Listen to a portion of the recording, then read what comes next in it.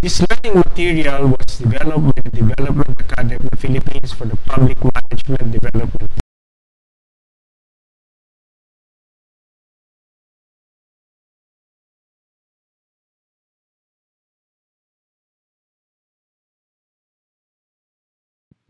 Good morning, everyone, and welcome SEC 9 Class Punyagi to the second session of the Public Finance and Budgeting module. Please take note that I will be using a lot of acronyms during the entire session.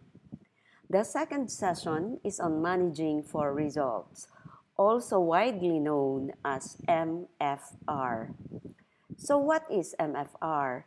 It is an approach to public policy and administration to improve how government is viewed and how it operates. MFR is a tool or a means to help improve the way government functions. So far, what are the tools and approaches in MFR that we have done to improve the way government functions? In terms of performance budgeting, we have already implemented two major reforms, and these are the Performance-Informed Budgeting or PIB and the Program Expenditure Classification or PREXC approach, which I am going to discuss with you. The Performance-Informed Budgeting.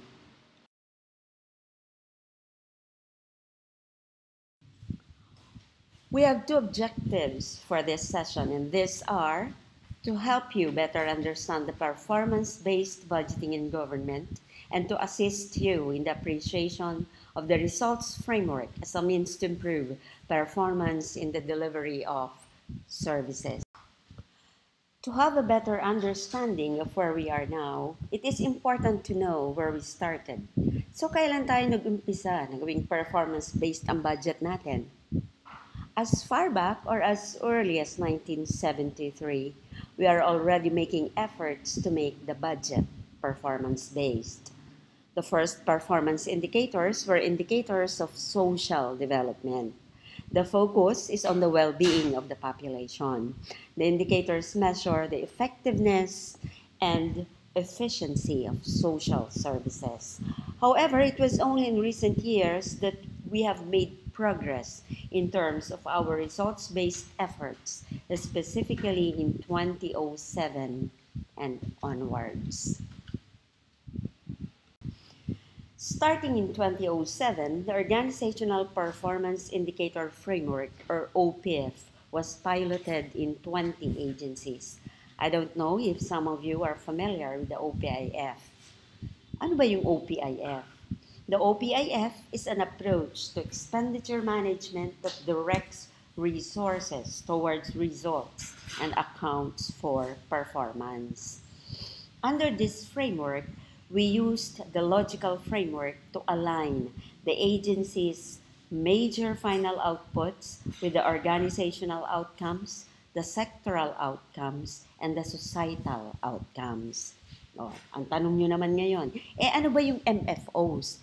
MFOs are goods and services that an agency delivers to its external clients through the implementation of their programs, activities, and projects, or the PAPs.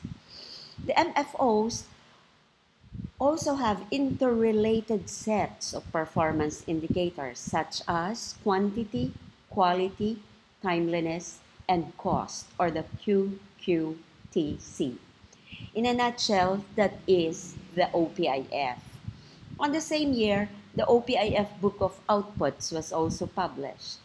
Prior to the adoption of the PIB, the financial and non-financial information of the budget are found in separate documents. So magkakahiwalay siya.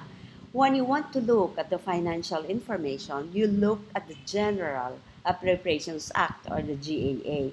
When you want to see the commitments or the deliverables of the agencies, you go or you look at the OPIF Book of Outputs. National Budget Circular 552 was issued the following year in 2014. This time, we added organizational outcome information in the budget. In doing the preparatory work on the matrix of differences, you will notice the inclusion of organizational outcomes and their corresponding indicators in the 2015 budget together with the MFOs. So from 2014 to 2017, the MFOs were part of the budget. In 2015, we enhanced the PIB further. How? By refining the budget structure at the program level instead of MFOs. This time, we are no longer talking of MFOs. We are now adapting the programmatic structure of the budget by identifying the core programs of the agencies based on their mandates. Please take note that the MFOs and programs in the budget are always mandate-based. The cost structure of the budget is composed of programs, activities, and projects, or the PAPs. However, please take note that loosely we are also using PAP to refer to an activity. Under programs, we have three categories, and these are the general administration and support, the support to operations, and operations. For each of the programs, we have activities under them. For example, in this slide, under gas, we have general administration and support services. The SWD has no support to operations program in its budget for 2013. But under operations, the first activity is services relating to the formulation of advocacy policies, plans, and programs. So those are the three major programs. And I repeat, gas STO, but there's no STO in its budget for 2013, and O or operations. We will define these terms later on.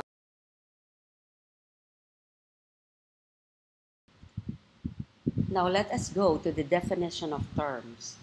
So gas, or general administration and support, is defined as activities and corresponding expenditures dealing with the provision of overall administrative management and operational support to the entire agency operation. The support to operations, on the other hand, are programs and corresponding expenditures which provide staff technical and or substantial support to operations, but do not produce goods or deliver services or directly engage in regulation. Operations are your programs and corresponding expenditures which relate to the main purpose for which an agency has been created. So it involves direct production of goods or delivery of services or direct involvement in regulation.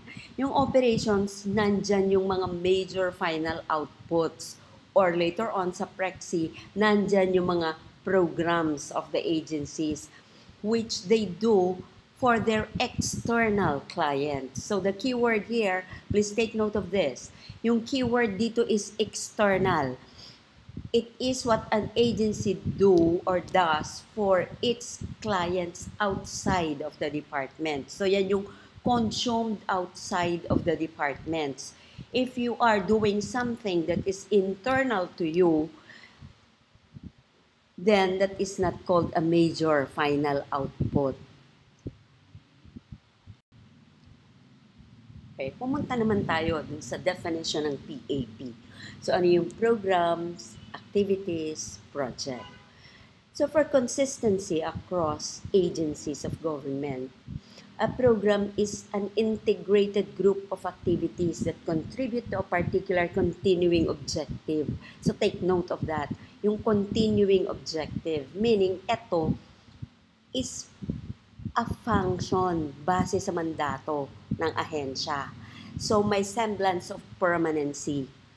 Yung activity, on the other hand, is a work process that contributes to the implementation of a program, a sub-program, or a project. Yung project is a special undertaking carried out with a definite time frame and intended to result in some predetermined measure of goods and services. So yung pagkakaiba ng program at saka yung project time-bound. So hindi yan siya permanent do sa budget ng agency. At some point, dapat mawala yan. Pagka na-achieve na niya kung ano yung intended result or reason for being of that project. As opposed to the program na sabi ko nga may semblance of permanency. Kasi nga, this is mandate-based. So this is the 2013 budget. So ano ang nakikita natin dito sa budget ng 2013 before the PIB? The 2013 budget is a long line description of activities and inputs. The focus is on numbers, financial data. To summarize the budget then, as we have seen in the previous structure of the budget, is before the PIB, the budget is focused on activities and inputs. The agency proposals were largely focused on the cost of activities, personnel, equipment, and other resources to conduct and programs and projects rather than the results of agency performance and their impact on the quality of life of Filipinos. Emphasis is more on what is needed to implement activities and less on how much and how well the agency delivered the goods or services to their external clients. It is difficult to measure agency performance. Why? Bakit mahirap sukatin ang performance ng agencies? Because there are no performance indicators against which that performance could be measured. The absence of performance indicators hinders the use of performance as a basis for budget allocation. So we cannot use performance as basis for the budget allocation kasi nga wala namang performance indicators. Yung mga agencies natin prior to the adoption of the performance-informed budget. And therefore, agency budgets increase incrementally. Ano ang ibig sabihin nito? Pag sinabi sa budget call that the estimated inflation rate is 8, 10, or 12% or whatever that number is, pagbalik ng mga umatid ng budget call forum, magko-compute na ng MOOE by just factoring in the inflation rate without taking into consideration their agency performance. Yan yung increasing the budget incrementally. Because of the limited information in the budget, pre-PIB, sabi nga natin kanina, just long line description of activities, inputs, focus on numbers, financial data. We have adopted the PIB in 2014. So what is PIB?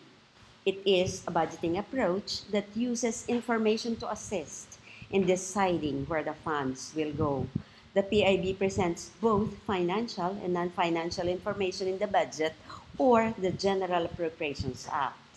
The performance information includes the following: the purpose for the funds required, the outputs that will be produced or the services that would be rendered, the outcomes that would be achieved by the outputs and services, the cost of the program and activities proposed to achieve the objectives. Now let me walk you through the details of the PIB budget of DSWD. This is the new phase of the budget, and let us see how different it is from the 2013 budget. In the new phase of the budget, each agency's strategic objectives are defined up front. You have here the agency mandate, the vision, the mission, the key result areas, and sector outcomes where the agency contributes to, as well as the organizational outcomes that the agency is trying to achieve. In the previous budget, we don't have this information. So when you go to Congress for a budget hearing, Naku, hindi ka magkanda-ugaga sa dami ng files na dala mo. Bakit?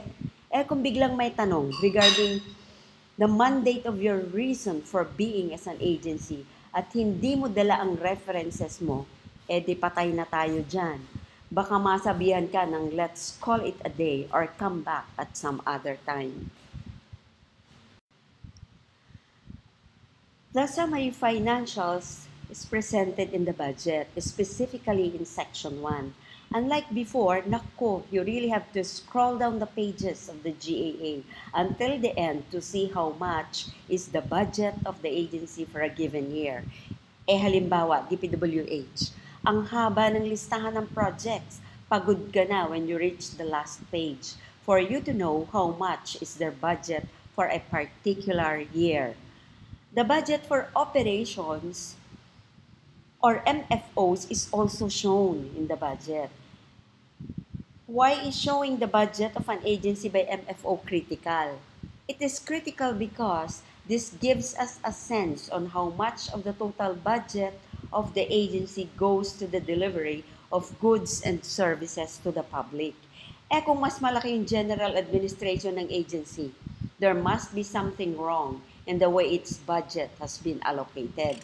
Baka mas maraming sumusweldo ng walang ginagawa kung mas malaki ang budget for personnel services or PS. Except of course kung DepEd yan kasi maraming teachers.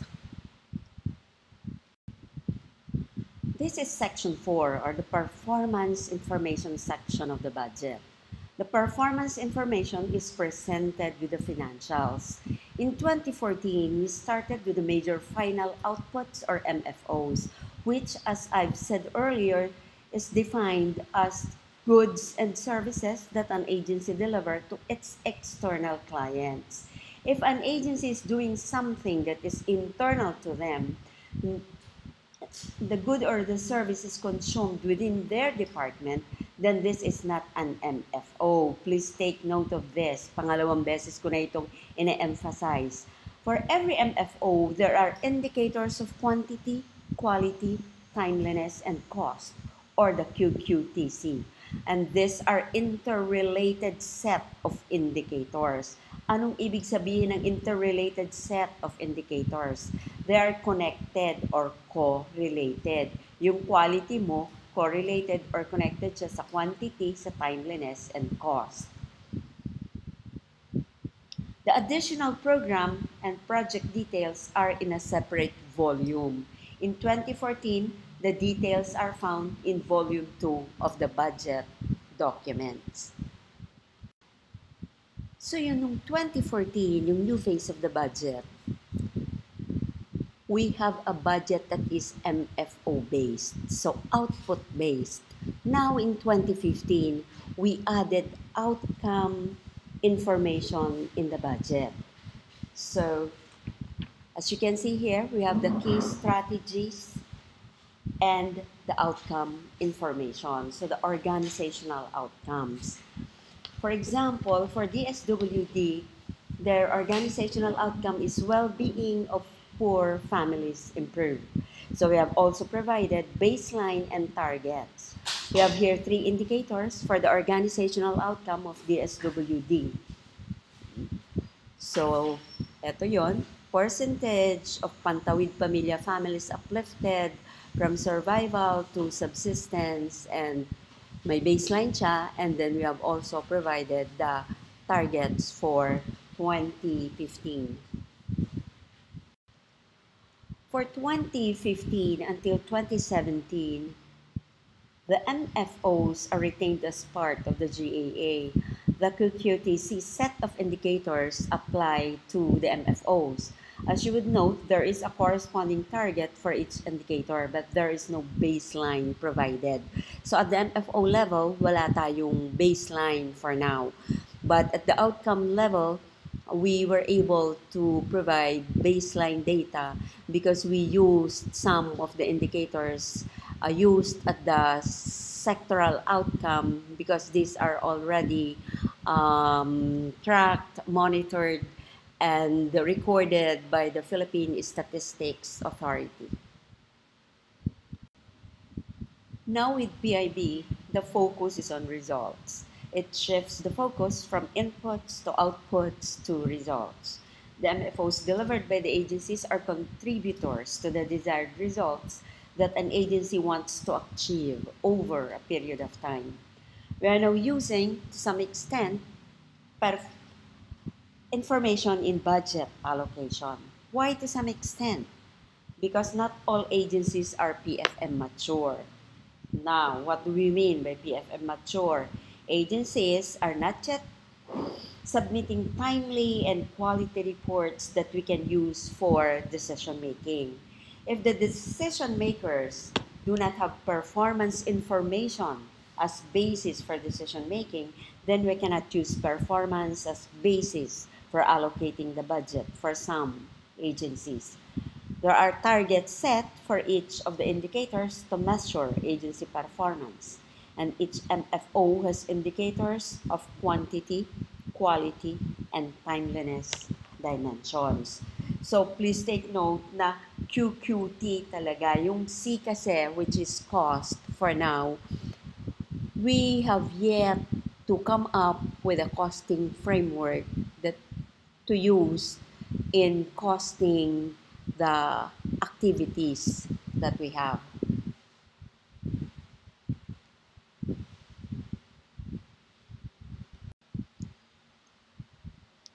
This is a comparative table on the input-based and the performance-informed budgeting. Yung dimensions that we will be comparing the pre-PIB and the PIB budgets will be on focus, the basis for giving you next year's budget, the presentation, the basis for review, as well as the success indicator. So sa input-based budgeting, the focus is on inputs, whereas dun sa PIB, it's on outputs and outcomes.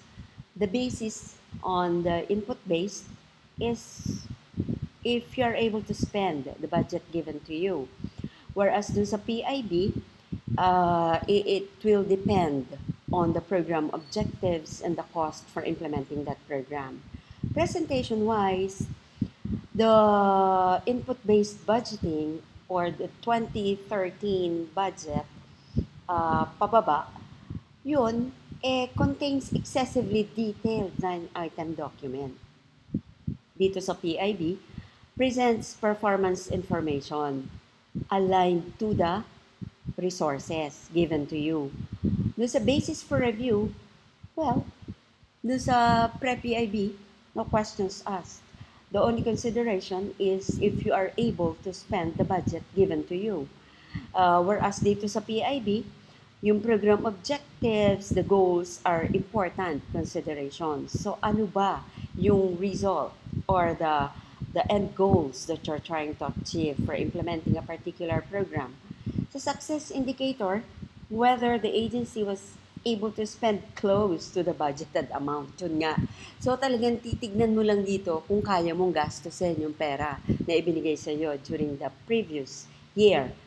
Dito sa PIB, the emphasis is on performance with respect to outputs and outcomes. To illustrate more clearly why we adopted the PIB, here is the results chain, which shows the progression from inputs in the form of resources, both financial and human, that combine together in individual activities and projects for the production of outputs like roads, dams, regulations, and all other products and services produced by government. These outputs should translate into outcomes like affordable healthcare, safety and security, or education where young people receive the required levels to secure meaningful employment. So, a results chain is a description of the various stages of an intervention that leads to the intended changes. To distinguish the progression from inputs to outcomes, here is a concrete example using the Department of Budget and Management. So, nakikita natin dyan. So, for inputs, we have staff, computer, electricity. These inputs will enable you to conduct activities such as meetings, trainings, data entry, network administration. And this will lead to the production of minutes, skilled staff, and spreadsheets. Ang outputs dito would be the annual budget. And the outcome is fiscal strength. So, ito lang yung just to show you how the progression would lead you from inputs to outputs to outcomes. The link from inputs to outputs provides a measure of efficiency with which departments or government can use to help determine value for money in the production of their outputs. Whereas the link from outputs to outcomes provides a measure of effectiveness that can be used to determine value for money in the production of the outcomes. This is also a measure of success. One can see from the simple equation that measuring inputs to outputs produces a good measure of efficiency. But when governments don't take the next step and track outcomes, they will not have any verifiable evidence that they are achieving their intended results. Let us define efficiency and effectiveness. Efficiency and effectiveness are both commonly used management terms, yet while they sound similar, they both mean different things. Efficiency refers to doing things in a right manner. Scientifically, it is defined as the output to input ratio and focuses on getting the maximum output with minimum resources.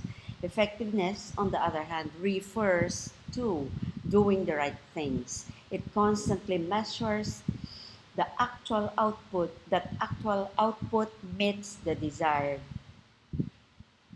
It constantly measures if the actual output meets the desired outcome.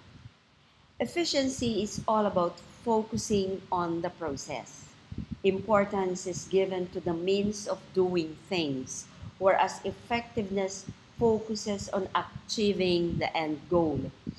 Efficiency is concerned with the present state of the status quo, thinking about the future and adding or eliminating any resources might disturb the current state of efficiency. Effectiveness, on the other hand, believes in meeting the end goal and therefore takes into consideration any variables that may change in the future.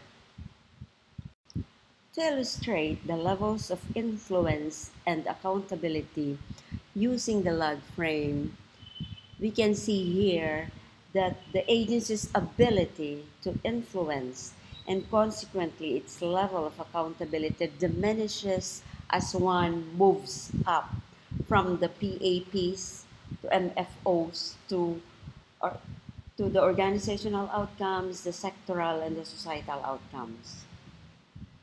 This is so because numerous variables come in between the achievement of sectoral and societal goals and what any given agency actually does. As such, an agency cannot be expected to be solely accountable for the attainment of the sectoral and the societal goals. The societal and the sectoral goals are beyond the agency's control. In terms of the organizational outcomes, at this level, the agencies can strongly influence it.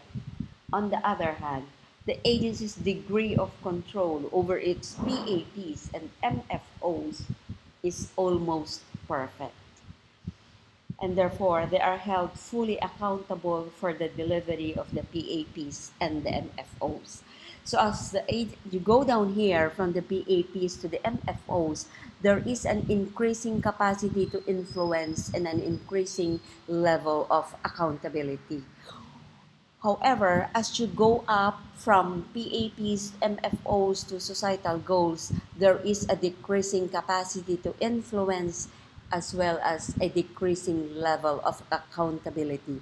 Because at the sector level, the agencies are not in full control in the achievement of the sector outcomes. The sector outcomes is a combination or a product of a combined outcomes delivered by the agencies belonging to the same sector outcome. With all the information that we now have in the 2014 and 2015 budget, our next concern will be how do we then track or monitor this performance information at the agency level.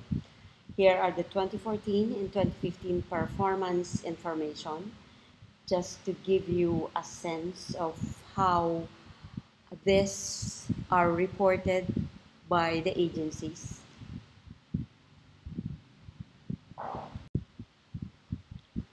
This is the performance information in the GAA looks like. So this is section 4 of the new phase of the budget. Please note that for 2014, we only have MFOs. Wala pa tayong outcomes na pinag-uusapan dito sa 2014 budget. So we have the key strategies of DepEd as well. The PIs are interrelated set of indicators. So ito yung QQT, quantity, quality, and timeliness, because sabi ko nga kanina, yung C, the cost, we have yet to come up with a costing framework. And then the PIs, the interrelated PIs for MFO1 of DepEd are shown here. So QQT, so it's quantity, quality, and timeliness. And the same goes for MFO2 and MFO3. So DepEd has 3 MFOs for 2014. And here is the 2015 performance information of DepEd. As you can see, we have added organizational outcomes that the agency is trying to achieve. For DepEd, it has 2 OOs. OOs, organizational outcomes yon. PIs, performance indicators yon. So namely, access of every Filipino to a complete quality basic education achieved, and preparedness of every graduate for further education in the world of work ensured. So yan yon. These are the 2 organizational outcomes that DepEd is trying to achieve. So ito na nga yung sinasabi ko kanina, for the outcomes we have provided the baseline as well as the targets for 2015. So for the first time, ito na yung sinasabi natin that outcome information have been added in the budget. So kung yung 2014 was an output-based, the 2015, we have added outcome information in the budget. For 2015, the MFOs are still part of the budget. So hanggang 2017, nandun sa 2017 budget, that was the last budget na nandun yung MFOs. So we retained them from 2014 to 2017. The MFOs were part of the General Appropriations Act. So given all this information in the budget, ang susunod na tanong natin ngayon is, ano ngayon ang gagawin natin sa mga information na yan? Okay? Ang sagot dyan, the agencies should report their accomplishments. So ano yung mga reports, ano yung mga required reports that they should submit to the DBM? So, eto yon yung mga forms that we require the agencies to submit to us, to DBM. On the left side, yan yung BEDS, yun yung Budget Execution Documents. On the right side, yan yung Budget and Financial Accountability Reports. Yung nasa left side, yung BEDS, yan yung plans. Yung nandito sa kanan, yung BFARs, are the reports, okay? So you reflect your financial plan dun sa bed number 1. And then your physical plan sa bed number 2. And then yung bed number 3 should contain your monthly disbursement program. Yan yung plano kung paano ninyo gagastusin on a monthly basis yung budget ninyo. Okay? So ngayon, given na plano na ninyo ito nandito sa left side, on the yung bed side, you will report this dito sa mga forms na nasa kanan. Yung FAR number 1, FAR number 1A, FAR number 1B, yung BAR, and FAR number 4. Okay?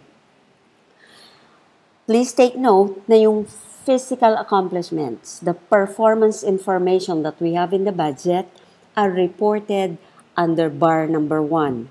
BAR number 1 is the quarterly physical report of operations.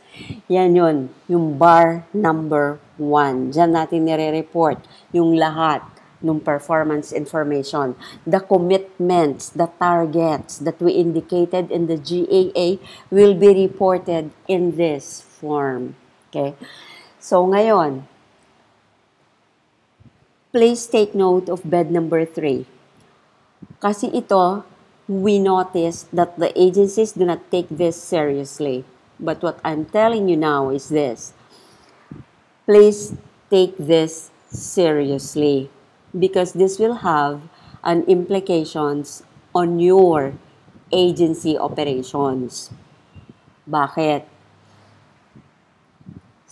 Look, some agencies would, give to the DBM, they submit to the DBM a budget that was divided equally into 12.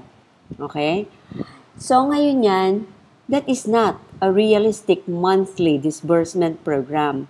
To do this is, there should be a proper consultation with all the stakeholders within the organization regarding the implementation of your programs and projects, because the monthly disbursement program is used as basis for the DBM to release the money when you need it.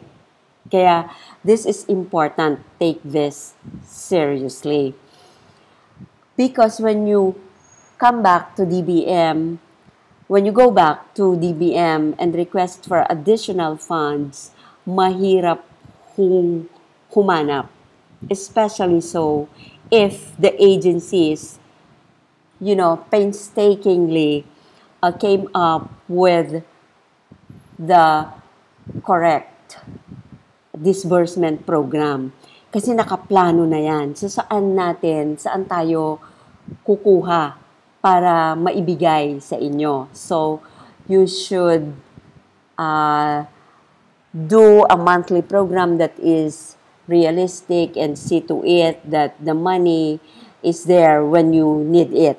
So ito, nare-report itong monthly disbursement program na to dito sa monthly report of disbursements. Now, dito rin nakikita namin doon sa monthly report of disbursements if there's something wrong with the monthly disbursement program.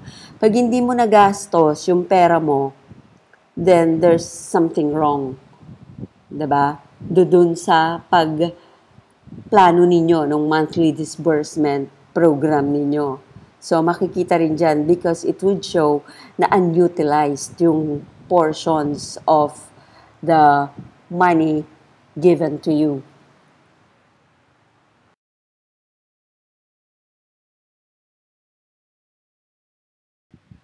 To end this presentation, this is the RBPMS for the whole of government.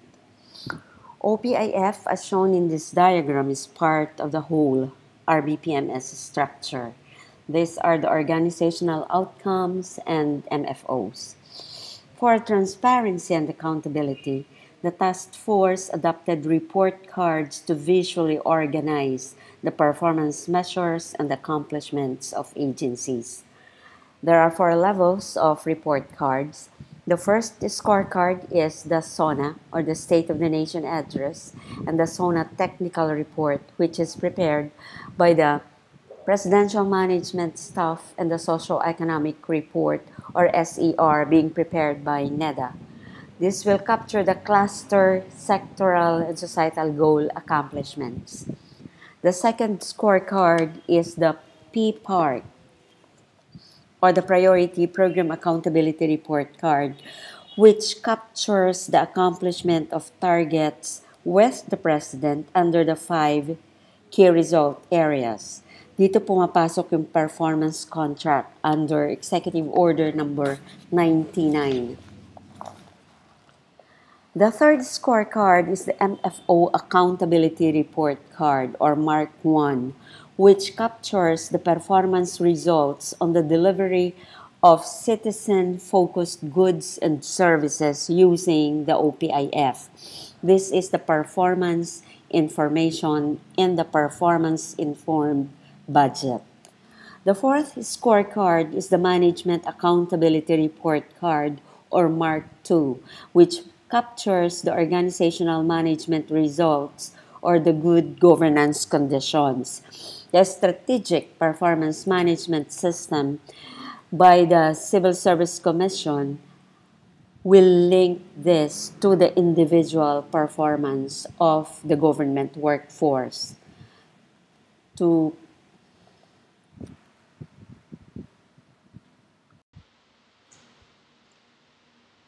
next presentation is on the Program Expenditure Classification, or PREXC. So this is the next phase of the performance-informed budget.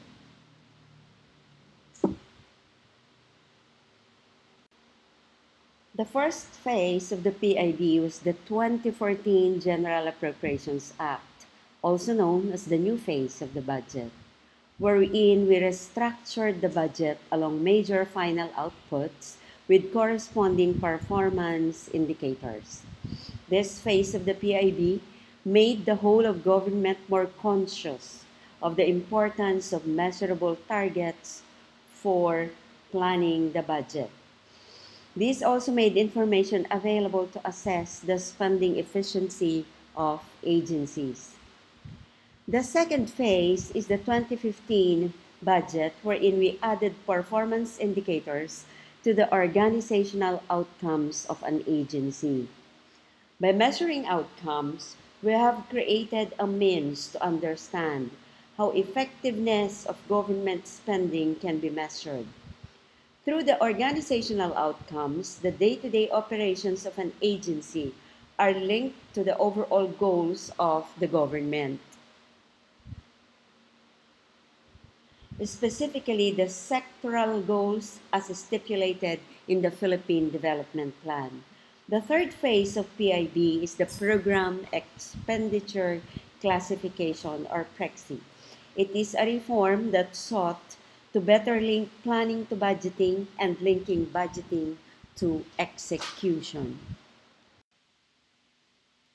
What is PREXC? The Program Expenditure Classification approach is a 3-step process. First, we identify the core programs of the agencies based on their core mandates. And then we restructured the agency's budget by aligning all recurring activities and projects under programs. And then lastly, we provided performance indicators both at the output and outcome levels for every program. PREXC is a refinement of the PIB. An MFO has become a general grouping of various outputs produced through different programs of an agency. In both the 2014 and the 2015 GAA, the performance indicators of the MFOs of many agencies do not capture the whole range and variety of the programs being delivered. So we needed to get more performance information at a lower level in order to better understand how well an agency is operating. According to the OPIF reference guide, programs are the level lower than the major final outputs or MF. There are two objectives in the PIB. One is to simplify the budget structure by grouping the PAPs into major final outputs. And the other one is to link planning and budgeting to have a strategic perspective through the integration of the performance information in the budget. By doing this, we have reduced the enormous information requirement during the budget preparation phase. It has also shifted the focus of discussion in Congress from the detailed line item inputs to what the allocation will achieve. So why was the PREXC approach done? So there are 4 objectives for doing the PREXC, and these are to refocus the grouping of budget items from outputs to outcomes. So we shifted the grouping of PAPs from the major final outputs to programs. We have also included outcome indicators for every program. So aside from the outcome indicators, we have also provided output indicators for every program. We include projects in measuring performance under the MFO-based budget or PIB. The projects are not part of the MFOs. So for PREXC, we have aligned the projects under programs together with the activities. So we wanted to simplify further the budget. So we removed the sub-PAPs to ensure that all items of expenditure are in the same level in the UACS code. So yung mga sub-sub activities, tinanggal na natin yon dun sa PREXC. To respond to the lessons learned in terms of measuring performance indicators. So because of the indicators in the MFOs that were not able to capture the things being done by the agencies, this time the indicators were no longer QQTC, but rather indicators that are strategic to measure the performance of a particular program. So what are the key elements of PREXC? PREXC has a program, and a program should have at least one activity or project in it. So sabi nga natin, yung activity sa recurring work process, a project is a special undertaking carried out within a definite time frame. So kailangan masatisfy yon para ka magkaroon ng programa. Okay? A program's appropriation is the total of the appropriations of activities and projects in it. So, summation lang yun ng mga activities and projects under a program. And that is the total budget of a particular program. This is an example of a program. For DENR, it has a Natural Resources Conservation and Development Program. This program has an activity under it, which is Management of Coastal and Marine Resources/Areas. Then, meron din siyang locally funded project, yung program, which is Development, Updating, and Implementation XXXX. So, ayan yung example of a program under PREXC. So, how do we determine a program under PREXC? So, ano yung ginawa natin? First is to check if there are activities and projects of an agency that deliver the same result. Okay? Then check if the outputs produced are similar. And then check if there is a common set of beneficiaries. Remember, the program should be a core mandate of the agency. So these are the common ways of identifying a program under PREXC.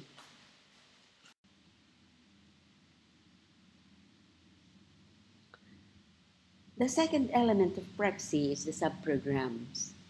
If there is a program with either a more specific method of intervention or more defined target clients that is contained within a bigger program of an agency, then this may be considered as a sub-program of a big program. This is applicable when a program is too big in terms of budgetary allocation, meaning there are several millions of pesos. The program provides service to different groups of the same beneficiary types. And there are different forms of intervention within the program. Okay? So, hindi kung gusto ng isang ahensya na magkaroon siya ng subprogram, pwede siyang mag-create ng subprogram. So, dapat present yung conditions na sinabi ko. So going back to our example of a program, yung sa DENR, the Natural Resource Conservation and Development Program has a sub-program, yung Coastal and Marine Ecosystems Rehabilitation Sub-Program. The focus of PREXC is on outcome, which is defined as any change, effect, or result brought about by an agency's programs or strategies upon individuals, social structures, or the physical environment. Just to emphasize the rules on PREXC, to ensure the achievement of outcomes within the programs, activities and projects that contribute to the same outcome are part of the same program. Any item of expenditure that have the same objectives falls under the same program. So yung PREXC, inayos natin yung mga activities and projects. So kung meron silang common objectives, yan, pinagsama-sama natin. And then, if the programs and activities contribute to the same outcome, ginroup din natin sila together. So that is what PREXC is all about. Before I discuss the PREXC structure, this is the MFO-based budget structure to give you a clearer perspective on the differences between an MFO-based and the programmatic structure of the budget. The MFOs, as shown in this illustration, are under operations. Why? Because these MFOs are the core functions of an agency. As defined, an MFO is a good or a service delivered by an agency to its external client. And also, please take note that under the MFO-based budget structure, the LFPs and the FAPs or the foreign assisted projects are not part of the MFOs. Nakahiwalay sila. It's part B of the MFO-based budget. Yung organizational outcomes nasa taas ng major program in the cost structure of the budget. So, ito yung major programs.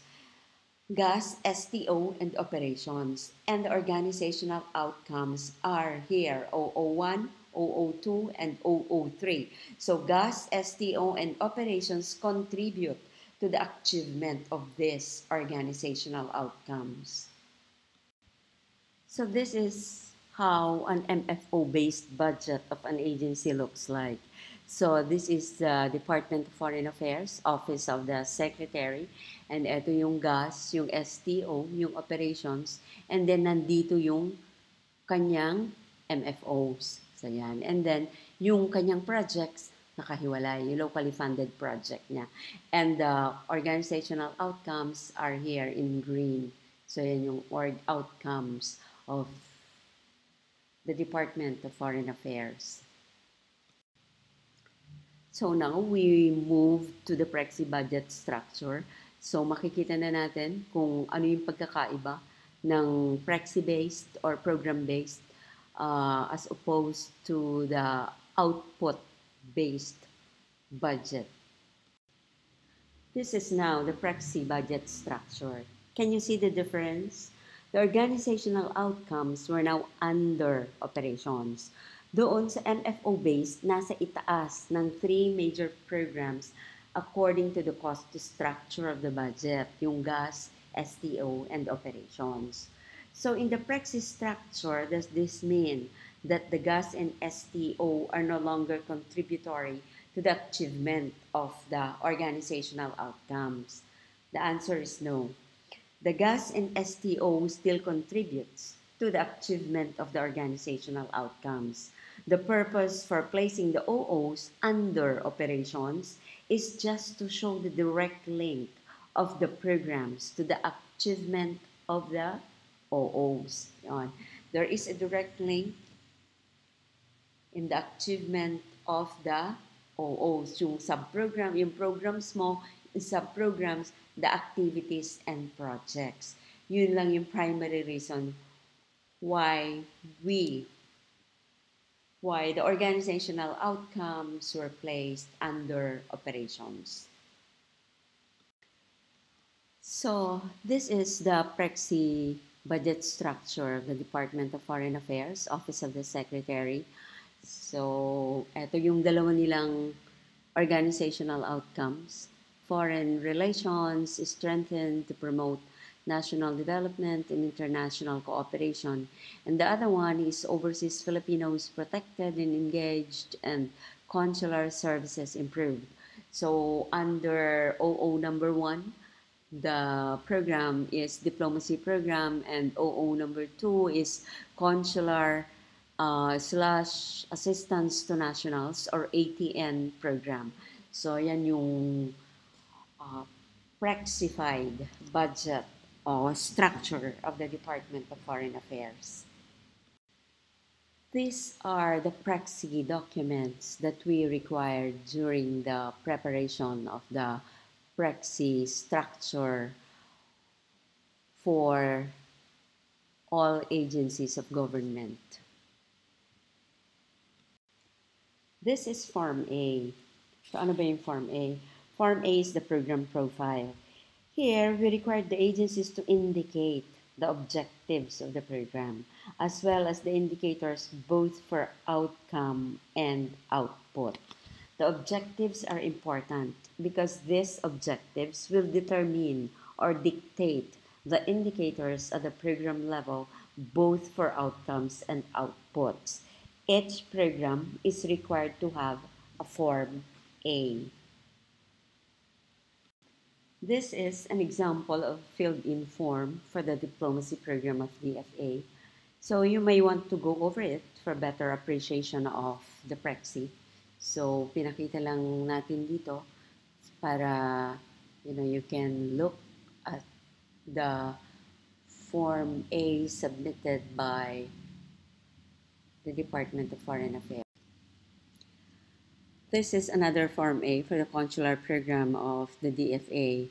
Since each program is required to have a Form A, they have to submit 2 Form As for their 2 programs, the consular and the diplomacy programs. These are the agreed indicators for the diplomacy program of DFA. So these are the indicators in the National Expenditure Program for 2018. And the same indicators appeared in the General Appropriations Act for 2018.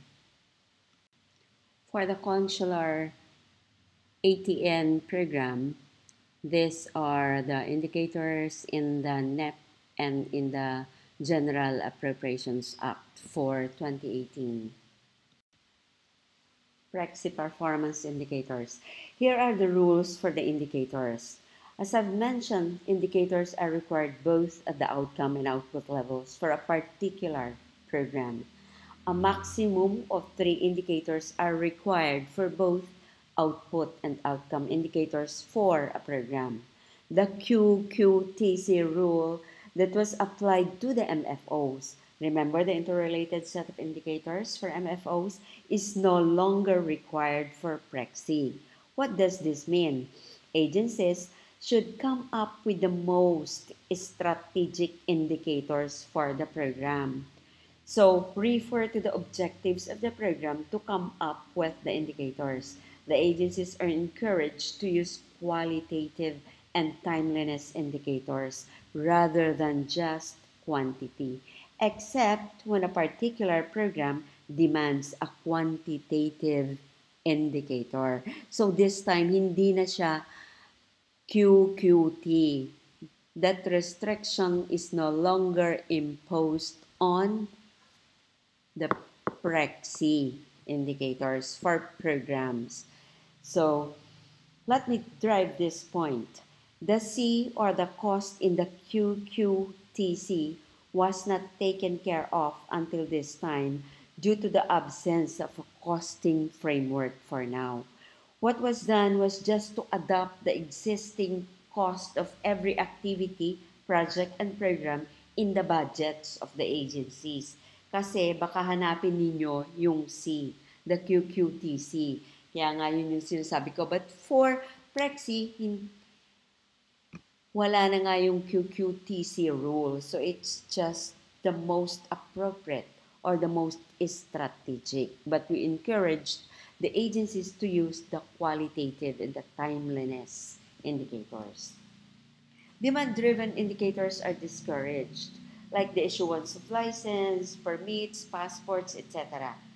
Because we don't want the agencies saying that these are uncontrollable, which is true.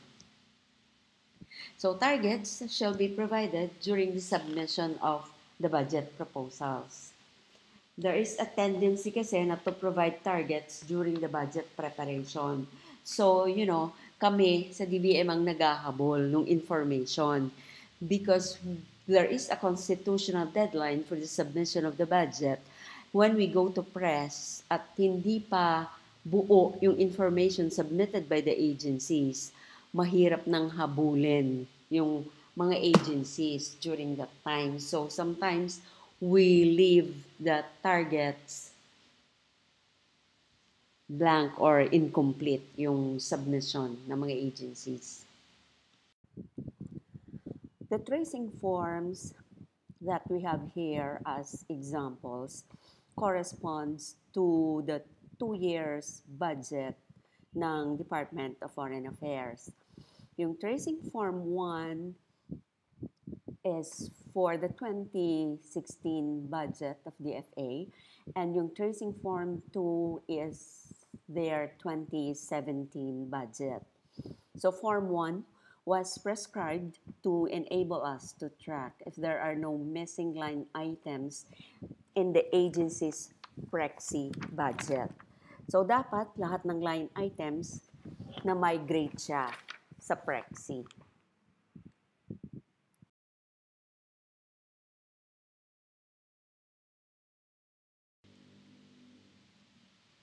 The matrix of indicator definition, or MID. So this form was required to serve as basis for the standard and common understanding of the indicators.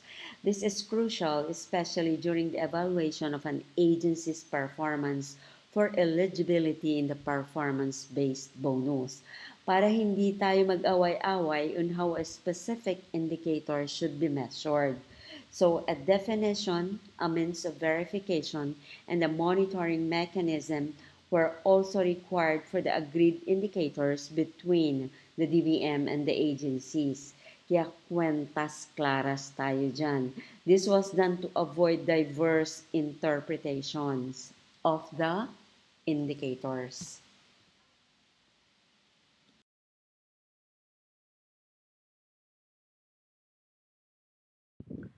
Let us have a more detailed discussion on the performance indicators. So let us give you some guides on the PIs or the performance indicators.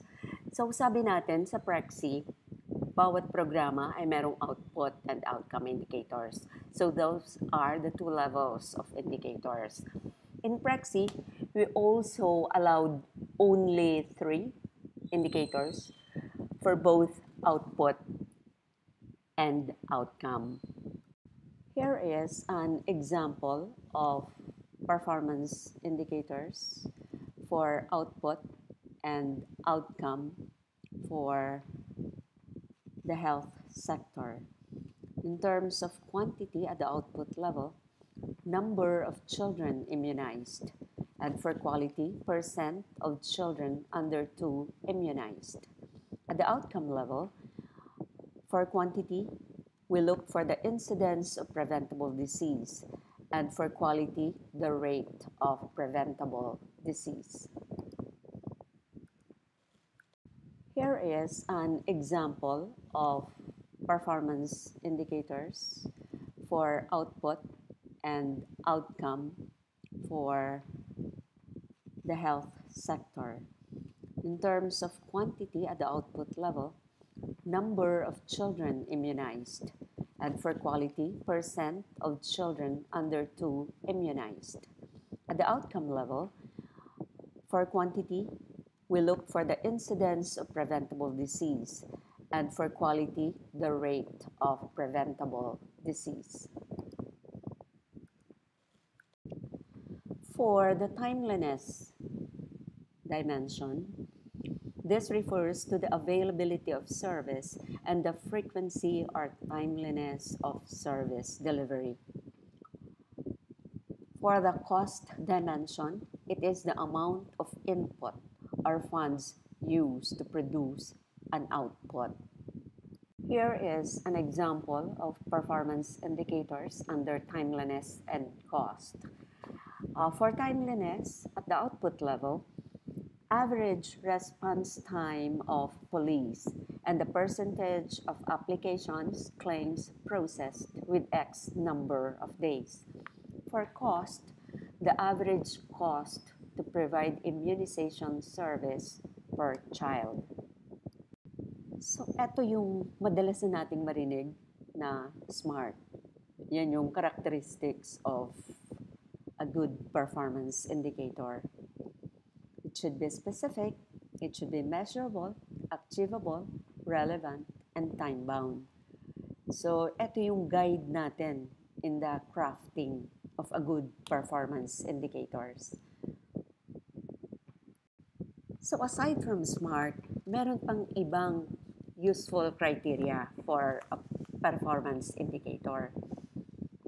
Unang-una, dapat the indicator should be as simple as possible.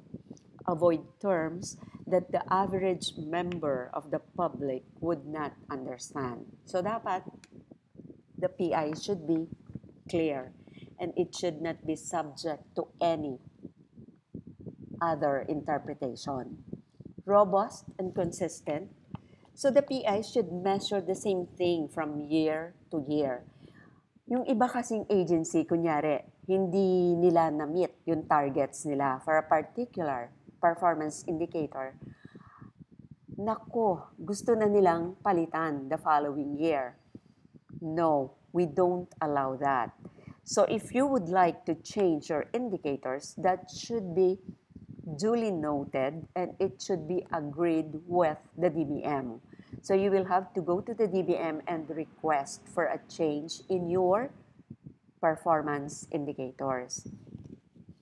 Third, it should be manageable, meaning the data can be collected within reasonable cost, effort, and time frame. And the PI should allow you success, no? In terms of, attaining that target for a particular indicator. So does the PI allow an assessment of success in the delivery of the output? PI should not be ambiguous. So it should be a result from consultation or the key stakeholders, including government and civil society, regard the PI as appropriate. The performance indicators should allow comparability, although I think this one would be more appropriate for the private sector kasi the government agencies have well-defined functions. So, may kanya-kanya tayong mandato sa gobyerno. So, we deliver the services based on the mandates that we have. So, next is the practicability of that performance indicators. So, it should be managerially useful in helping decision makers, and it should be accepted by the agency. So the data for performance indicators should be accurate, recorded, and auditable as well. So dapat yun verifiable. And it should be, as much as possible, it should be linked to the budget, because yung unit cost or measures of effectiveness can be a very important measure in arguing for future program allocations. And of course, yung last but not the least is beware of unintended consequences. Yung poorly designed PIs kasi can lead to poor results.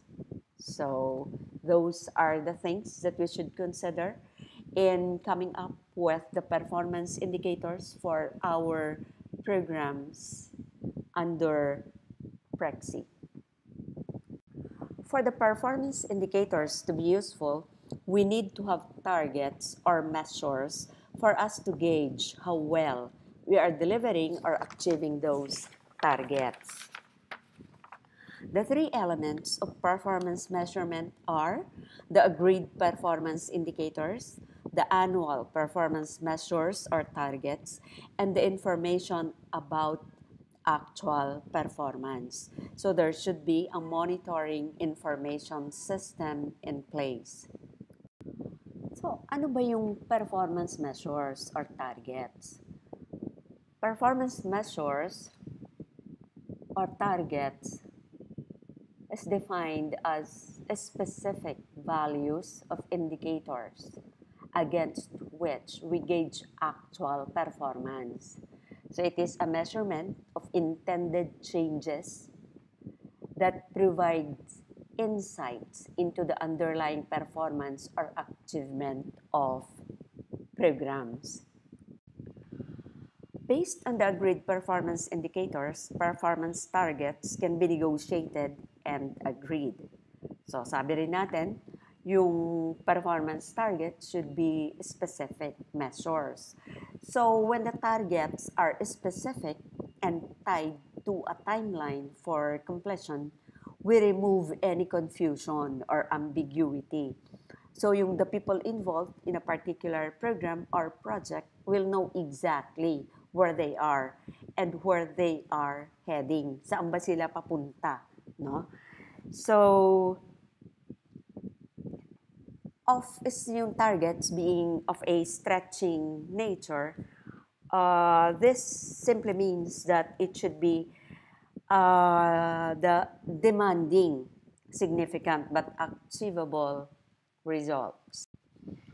Targets should push your agency, and it should present a challenge or a stretch compared to your current performance. However, beware of stretching them too far, no, yung mga targets nyo. Because if a target is considered unrealistic and too hard to achieve, your people won't strive to achieve it. Of course, ayaw din naman natin na yung targets are too easy because it won't be taken seriously by your people. Sabi nga natin, stretching nature, but it should be realistic and achievable. And it should also support top-level targets. No? So yun. Ang objective kasi ng performance indicators is it should be a mechanism for learning and delivering continuous performance improvement. Kaya yung setting the right targets, it's so critical to facilitate the achievement of the results or the outcomes.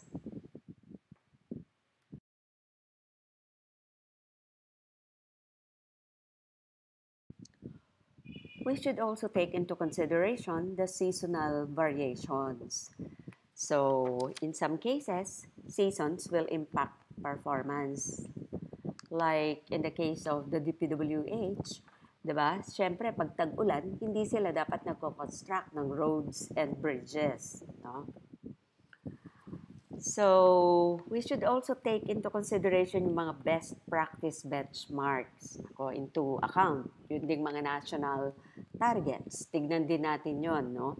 So, those would be useful information to come up with our performance targets. I-consider din natin yung cause and effect relationships.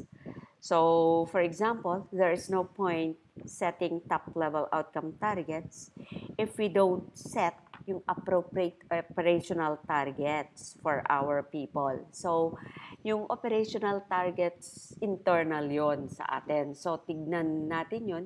So, ano yung pwede lang natin na i-commit to contribute to the overall targets.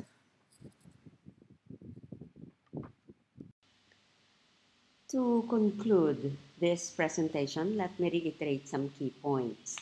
Under PREXC, a program is an integrated grouping of recurring activities and projects, meaning not time-bound because it is based on the mandate of an agency that contribute to the same outcome or objective. A program should have a unique objective or result to be delivered to an external client. In PREXC, the activities and projects are still the line item appropriations in the budget. We are not getting rid of the line items. The activities are still the building blocks of the budget. Doon natin nilalagay yung cost of the activity level. Please look at your respective agency budgets to have a better understanding on the line item that I am talking about. If an item of expenditure in the budget supports more than one program, then this item of expenditure should be under the support to operations. For example, the media services, planning services, legal services, etc. Those are under the support to operations and not under a specific program. The PREXC exercise allowed for the restructuring of the agency budget and renaming of their existing programs, activities, and projects without going through the established or usual processes. There are offices in the DBM that takes care of this under the normal or regular review process for restructuring and renaming of PAPs. But in this case, if an agency went through the PREXC exercise, then it's a way of restructuring the budget without going through the usual process. All questions and clarifications will be taken care of on December 8th. Thank you so much for listening. SEC 9, Class Punyagi. See you all on December 8th.